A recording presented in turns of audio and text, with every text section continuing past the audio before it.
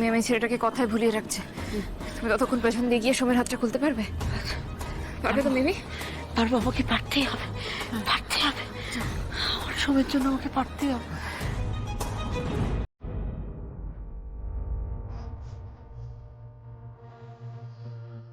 দেখো পার্বতী, গায়ের জোরের লড়াই শুধুমাত্র লড়াই নয়, ঠিক আছে তো? মাথার জোরের লড়াইটাও কিন্তু লড়াই। আর সেই লড়াইতে তোমার স্বামী সোমেশ্বর দত্ত আমার কাছে গো হারান হেরে গেছে। হ্যাঁ, তুই একটা ভাড়াটে গুন্ডা। ভাড়া করে আনা হয়েছে তোকে টাকা দিয়ে অন্য শহর থেকে। তুই কি করবি?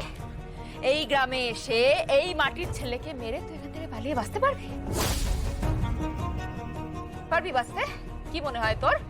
তুই প্রাণ নিয়ে ফিরতে পারবি এখান থেকে? দেখো দেখো, আমার সাথে কিন্তু শত্রুতা করো না পার্বতী। আমি কিন্তু আমার শত্রুদের জীবন রাখি না, শেষ করে দিই, বুঝতে পারলে তো?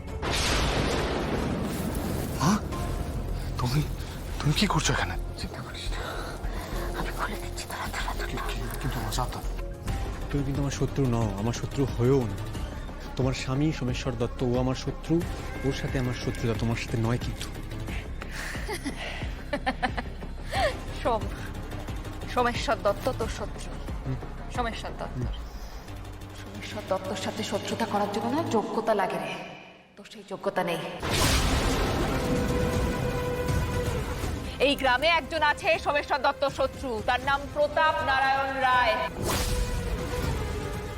জিজ্ঞেস করে দেখ প্রত্যেককে। সেই জন্ম থেকে শত্রুতা করছে, কিন্তু সামনে থেকে করেছে, চোখে চোখ রেখে করেছে। হয় মার খেয়েছে, নয় মেরেছে, তোর মতো পেছন থেকে আসেনি।